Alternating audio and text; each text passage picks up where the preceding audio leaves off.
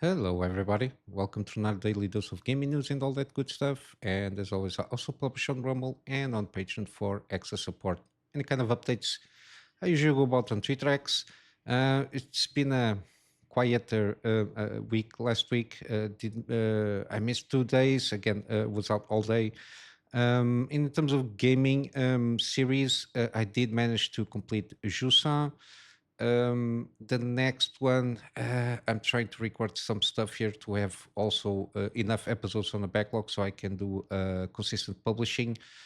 So at this moment, I will not publish for the moment any gaming series there. Hopefully, by the end of the week, I'll have enough backlog episodes so I can maintain a consistent in terms of publishing those. In terms of demos, I tried one demo.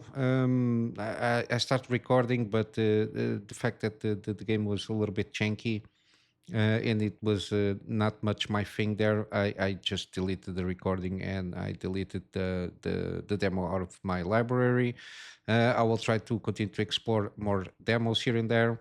But yeah, in the meantime, it is what it is. I've been a little bit more busy than usual, and I will try to get around and see what kind of game.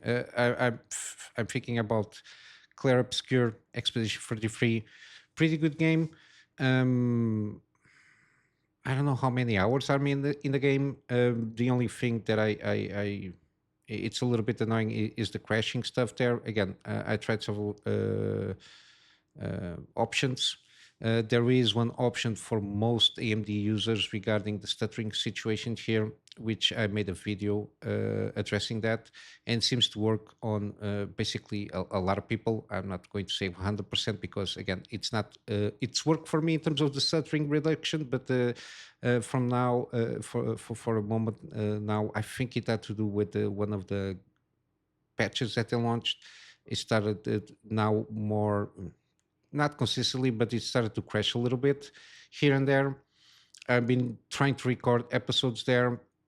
I so far didn't lose any footage of it. Again, it's mainly from the gaming crashing here and there. I do manage to circumvent the situation by on the editing part of the things, try to collate the between the cut and the crash and all that jazz in terms of pasting the footage there.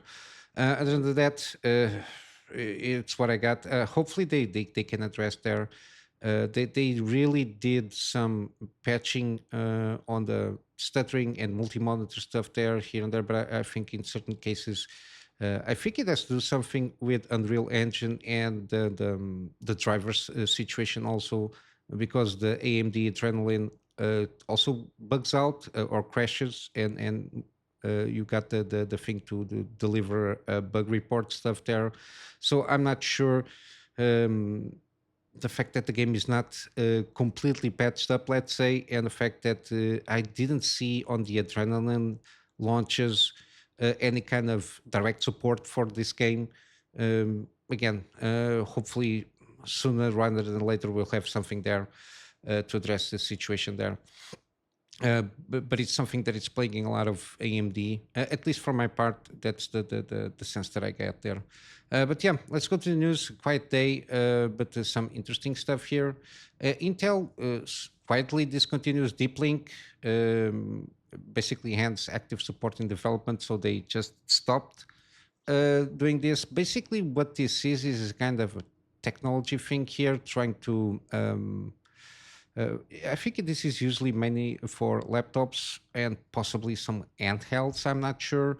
And it's basically what it does. It's try to manages power output between CPU and GPU, and also I suppose on the APU side of things, which is trying to leverage in depending on the task that you are running. In the case, I don't know, in the gaming or something like that, that the GPU needs more power to be delivered instead of the CPU. Supposedly, this software should do that to switch more power for the GPU and I don't know, diminishing a little bit on the CPU, just enough to do the task there, and the other way around can be done on the same. Again, depend on the workload on the task that the computer is running, or I assume laptop or handheld thing there. Um, Again, it was dropped off. I don't think this is. Again, it has a purpose, especially probably on laptops. But I think for this kind of technology to work well, even though we know that laptops have they have basically a ceiling of power delivery that they can have, because it's a very constrained hardware, in the sense that you can only put that amount of power on a laptop, or else might as well transform it into a desktop. I think it has its place, but interestingly enough, they just dropped this. I'm not sure if they're going to have something different. Maybe they are, for the laptops, will try to bet to a certain degree, like on the mainstream laptop stuff, they, even for productivity and such, bet more on the APU side of things, like AMD is doing with their Strix Halo, I think, the super duper APUs that can basically deliver good performance even in 1080p gaming. Um, Probably that's the reason they dropped this deep link stuff there. But funny enough, this was just not announced. This is something that I think a person was having issues with this technology, and he went to the forums, and then somebody inside Intel just said that the problem was not with OBS, because I think they were trying to do something with OBS with this technology, and it was not possible. And basically, it's because Intel just dropped the support out of nowhere, didn't mention anything in terms of official messaging, and the people are only aware now because there was somebody on Intel that tried to dig into the situation at the time, and then afterwards came with a response of this deep link feature stuff, that again, no active support, and they stopped development for this. I don't know what this can. Again, I assume that maybe the strategy focusing more on the APU side of things. If you have an APU, you don't need the deep link because everything is controlled inside the chip itself. So maybe that's it. I'm not sure, given that this supposedly this technology is for Intel ecosystem only, and the fact that again, even the Battle Mage GPUs and probably the Celestials, I'm not sure how well can this be integrated, given that the GPUs themselves, even if they are discrete on the laptop, how many power demanding they are. I don't think they are that many. They are very entry level GPUs. So I d- maybe they will make some changes also in the GPU side of things. But yeah, we'll have to wait and see how that goes. But yeah, at this moment, this technology is dead.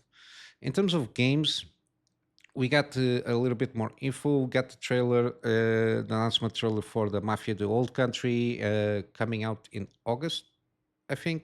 I think it's August, right?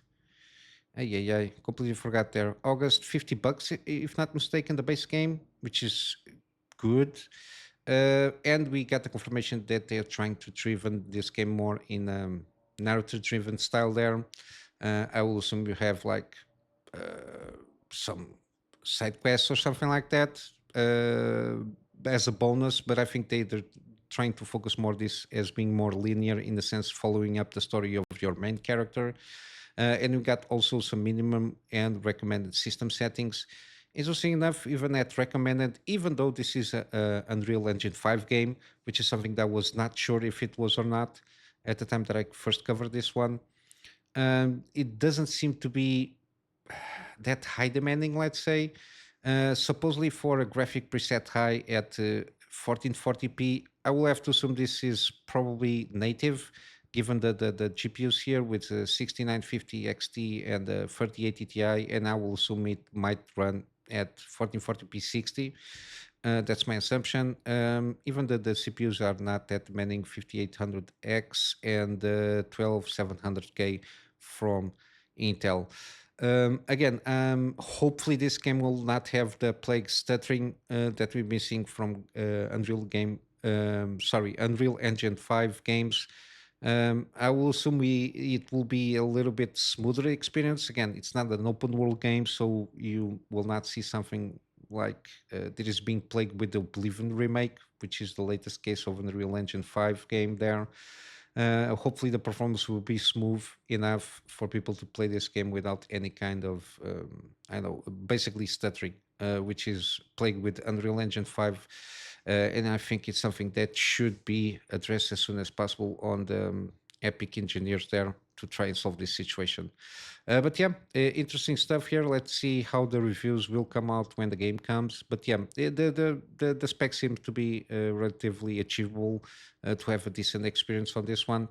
But yeah, that's that for here. In terms of Clair Obscur, we had an interview for, I think it was the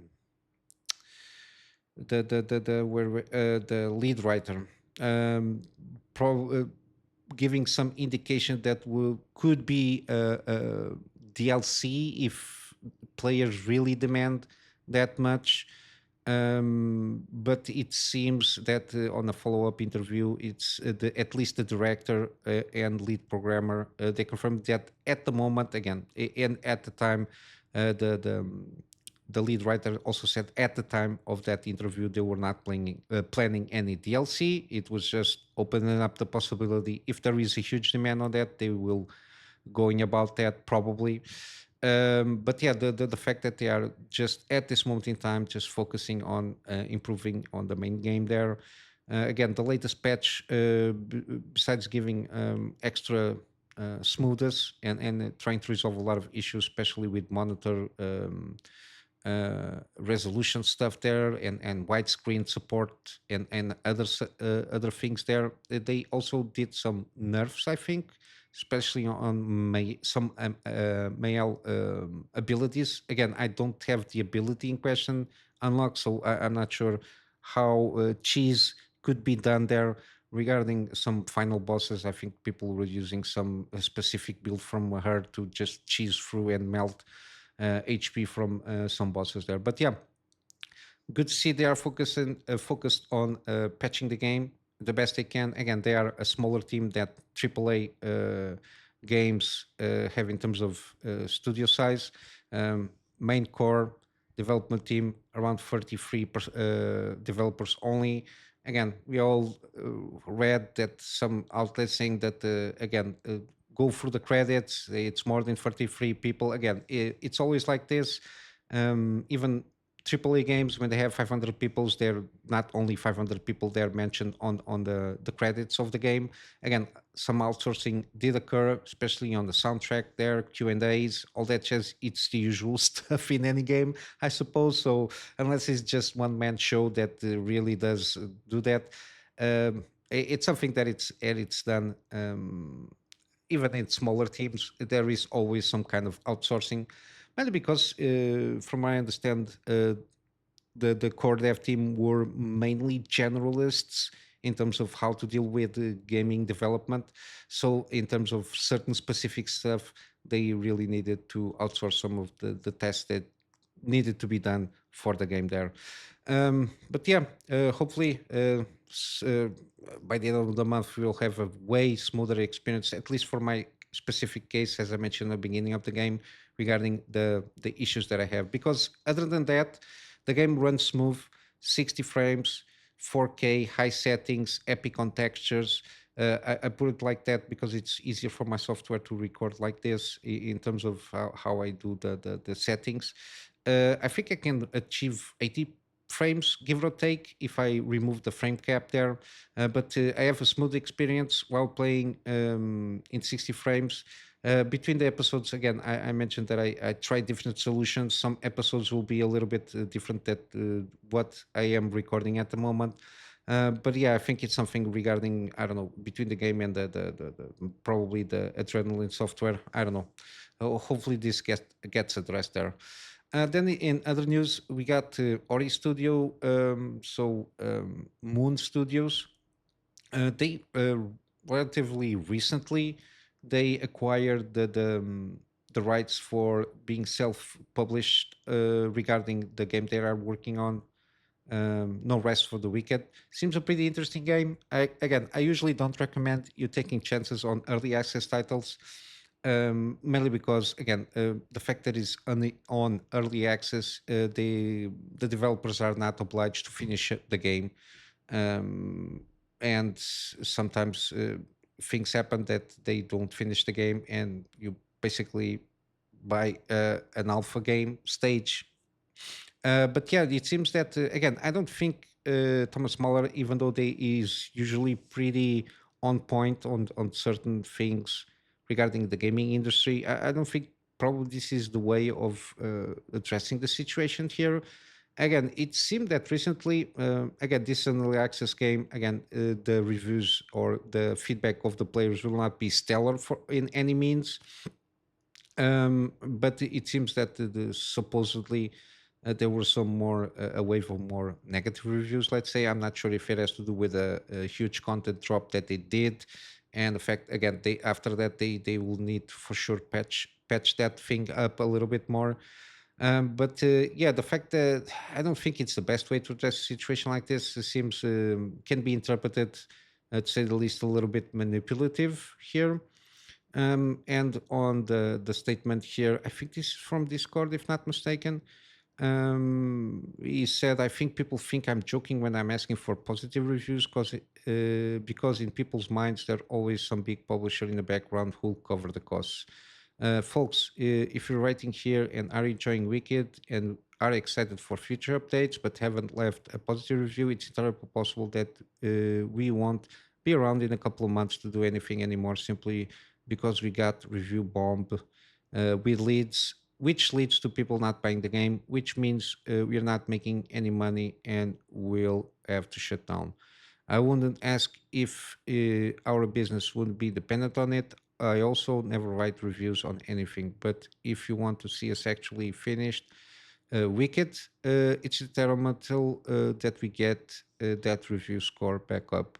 Again, might seem a little bit manipulative. I think it could be a better way to address the situation. I think it could ask if you are enjoying the early access version of the game, and if you didn't put your feedback yet, it will be very much appreciated to go on the Steam page and leave your feedback regarding the experience that you have of the early access of the game, so we can improve the overall score. I think something like this will be a little bit better, even though I understand where he's coming from, given that, again, he doesn't have any publisher behind to continue to cover the cost until the full version of the game is out.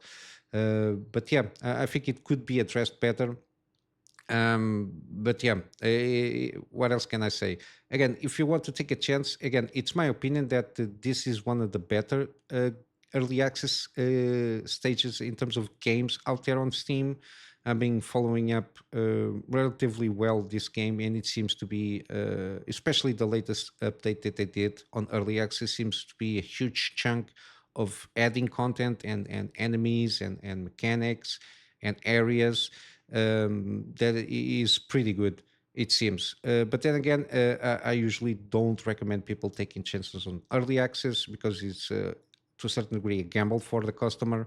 And again, by the fact that they don't launch the full version of the game, it doesn't give you automatic refund for that. It is what it is in terms of early access policies there. But yeah, hopefully, if you're curious about it, this is the ones that if you want to take a chance. Again, I think it's on sale at this moment, the early access of this game.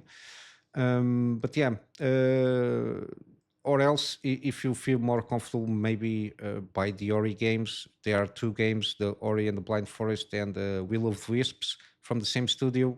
I will assume they'll receive a cut out of those sales. It's a complete game, overwhelming positive feedback from those two games from the same studio that is bringing you No Rest for the Wicked. Um, it's that the possibility there. But yeah, regarding this is what I got. And then finally, this came up, at least to my attention. Again, I usually don't pay too much attention to these kind of things here. It caught my attention because I watched a couple of not streams but videos where this VTuber Kirsche is featured. I don't have anything against that. VTubers for me, it's kind of a segment of the YouTube. It's not for me in that sense. But this comes about the the continuing trying to cancel people. And I think unless you're breaking the law, I don't see any reason to be canceled or sponsorships removed from you or anything of the sort, or banned on a platform just because you have an opinion and you're not. Uh, I don't know. If there is no crime committed, and even if there is an allegation of crime committed, unless you are treated by the law in that sense, I don't see any reasons for banning people or just cancel them in the sense that removing any kind of sponsorships like that. Again, this is happened during the weekend, I think. Again, I'm not sure. I didn't follow up that much, but there is a post here from her. Again, I don't think from what I saw from her in terms of videos out there on YouTube that I caught here and there from time to time regarding certain situations. Again, um, I don't see the again. This is uh, you can say it involves a lot of envy and the fact that when people don't like hearing certain ideas, they want to remove the person out of a platform. um, Usually that conflicts with my principles in terms of free speech. I do agree that people have the right to have stupid ideas out there, and the best way of dealing with stupid ideas. I'm not saying that's the case of Kirsch or anybody. It's the fact that you might have ideas that people don't like, bad ideas, stupid ideas, even commentary or opinions. The only way of fighting or resolve or try to make people think in a different way is with better speech. I don't see censoring, canceling, removing people out of platform. It never resolves the situation because even if people have an idea that it's we can demonstrate that it's wrong. The fact that you're just trying to ban, suppress, or censor that person regarding that idea, you just give the person a reason to be more entrenched in that idea because it's not being discussed by the fact that that idea is wrong per se.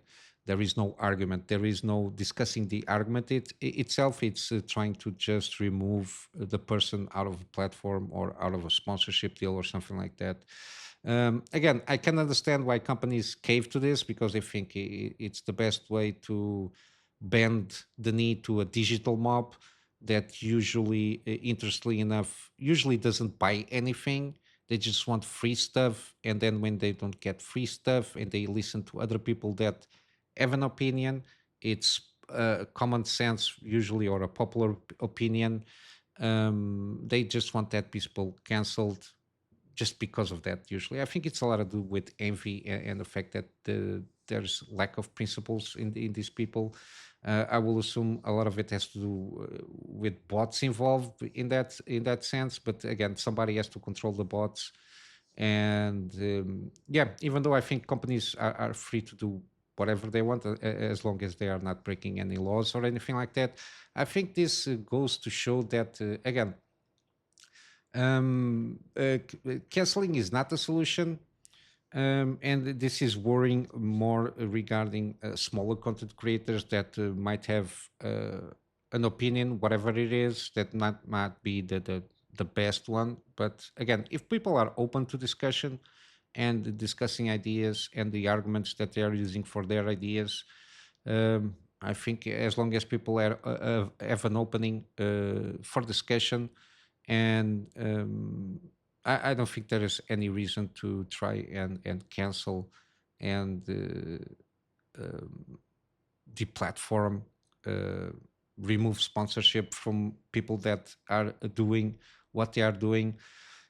Especially in this case of Kirsch, she might have some out there ideas for some people. The people might consider her out there, but again, I don't see any reason to do something like this.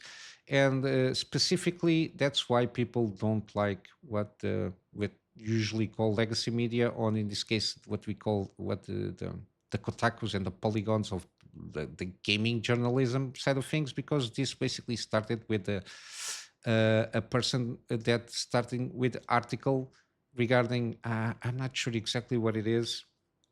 Again, I don't pay too much attention to the event stuff there.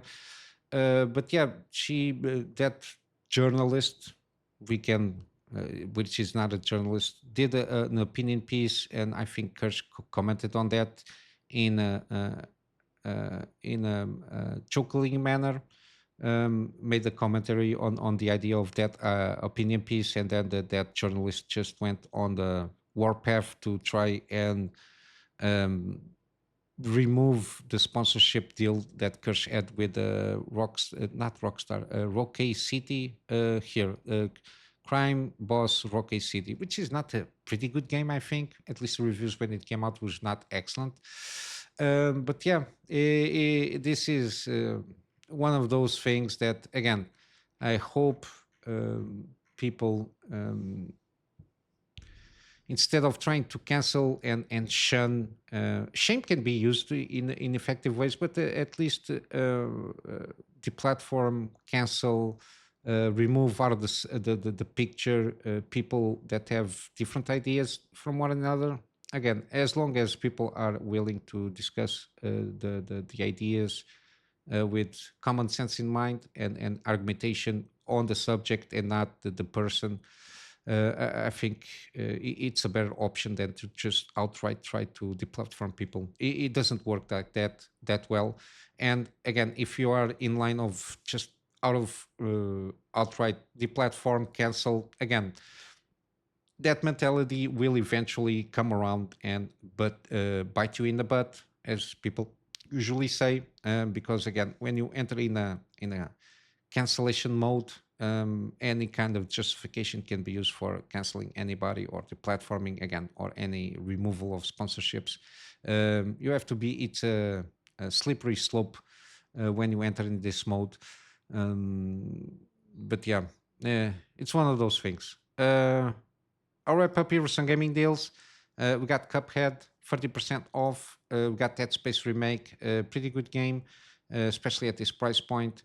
75% off. I did a gaming series on this one. If you're curious about how well this game is, you can check out the first episode. My only nitpick on this game is some stuttering that happens on in certain parts of the game when it's loading the remaining area. Usually it's near doors when the next loading area is occurring. Other than that, I don't have any complaints there. We got Firewatch, very excellent narrative driven game. 50% off. I do recommend, and if you're curious about it, you can check out my first episode of this gaming series also. We got Observer, System Redux. Seems a pretty good game.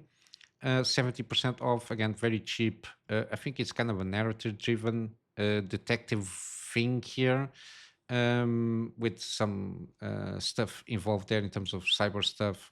I don't know very well the synopsis here, but it's one of those games that I think it was on the last performance of Rutger Hauer in terms of voice acting before he passed away. So you got that. Then you got the Star Wars Jedi Fallen Order and Survivor. They are also on sale still. 85% off on the first one. I can recommend this at this price point. We got some issues here and there in terms of performance. The game is not that expensive in the sense that there is a decent story, or at least a serviceable story for what the game tries to do. Got some interesting combat mechanics, some exploration there. But yeah, it's not a 10 out of 10, but I can recommend, if you like Star Wars, I can recommend this game at this price point. Same can be said to Jedi Survivor, 80% off. Again, it tries to expand, and it does expand, especially in game mechanics, exploration, and a little bit more on the combat side of things. The story keeps its pace and relatively good or decent quality there. And yeah, in both of them, I did some gameplay series. If you're curious about it, you can check out the first episodes that I did for each of those games to have a sense of what this game is about. And lastly, we got System Shock Remake. This was remade on the Source engine, or Source 2 engine, if not mistaken. a complete remake of the original one, of the original System Shock, if not mistaken. Or this is again, I'm not sure. I think it's a Source engine. If not, I think it was on Unreal Engine. I forgot which engine was used here. But yeah, a similarly interesting, very interesting remake. 63% off, and you got a demo to try out if you're interested in exploring this one. But yeah, I'm going to wrap up here for today with a plug on my Patreon for extra support. Again, the extra support is for me to try and get a better storage solution so I can have backups of stuff that I do for my clients. And of course, some extra space for the videos that I do for the channel. And with all that said, I hope you have a wonderful day. Now we'll see you in the next one. So till then, Kunami Master out.